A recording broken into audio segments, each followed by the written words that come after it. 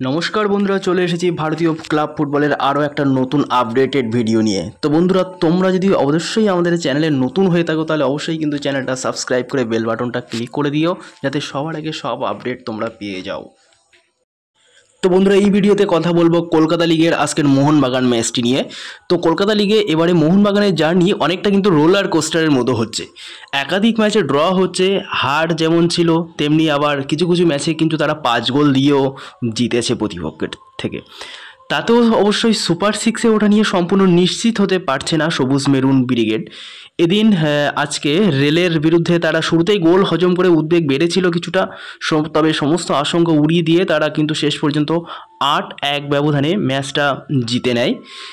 ডেগি কার্ডোজের কাছে কাজটা একেবারে কিন্তু সহজ নয়। এবার সুপার সিক্সে ওঠার লড়াই টিকে থাকতে হলে তাদের অবশ্যই কিন্তু আগামী ম্যাচগুলোতে ভালো ফল করতে হবে। শুধু জিতলেই হবে না, তাদের কিন্তু অন্যদের দিকে তাকিয়ে থাকতে হবে গোল ডিফারেন্স বাড়ানোর জন্য। এদিন ব্যারাকপুরের বিভূতিভূষণ বন্দ্যোপাধ্যায় স্টেডিয়ামে শুরুতেই পিছিয়ে পড়েছিল মোহনবাগান।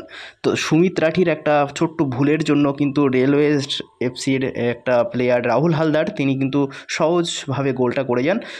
ফলে ম্যাচের 6 মিনিটের এই ধাক্কা সামলে তবে কিন্তু দুরন্ত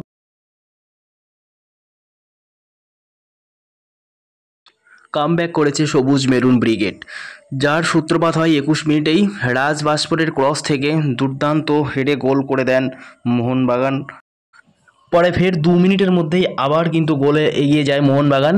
এরপর একের পর এক গোলের বন্যা আসতে থাকে, ভিড়ের মধ্যে থেকে ছিটকে তৃতীয় গোলটি করেন আদিল।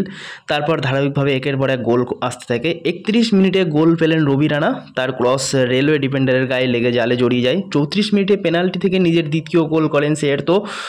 আর 38 মিনিটও প্রথমার্ধে একেবারে শেষ মুহূর্তে জোড়া গোল করেন সালাও। অন্যদিকে ডান দিক থেকে বল নিয়ে ঢুকে নিজের প্রথম গোলটি করেন তিনি। দ্বিতীয় গোলটির সময় বাদিক থেকে ভেসে আসা ক্রসে পা ছুঁয়ে দেন সালাও। প্রথমার্ধে 6 গোলে এগিয়ে থাকায় ম্যাচটা ওখানেই শেষ হয়ে যায়। তো শেষ পর্যন্ত অপেক্ষা ছিল যে আর কত গোল দিতে পারে মোহনবাগান, সেটাই দেখার ছিল। যদিও দ্বিতীয়ার্ধে মাত্র 2টি গোল করতে পেরেছিল তারা।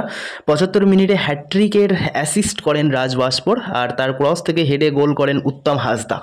শেষ গোলটি এলো অবশ্যই 88 মিনিটে, রেলওয়ের গোলকিপার ফ্লাইট মিস করেছিল তার। তো সব মিলিয়ে 8-1 গোলে জিতে শেষ পর্যন্ত মাঠ ছাড়ে বাগান ব্রিগেড। তারা অবশ্যই বাঁচিয়ে রাখলো তাদের সুপার সিক্সের আশা। এই খেলার পর ফের স্বপ্ন দেখতে শুরু করতেই পারে সবুজ মেরুন ব্রিগেড। ধন্যবাদ সবাইকে ভিডিওটি দেখার জন্য। অবশ্যই চ্যানেলটিকে সাবস্ক্রাইব করে বেল বাটনটি ক্লিক করে দিও।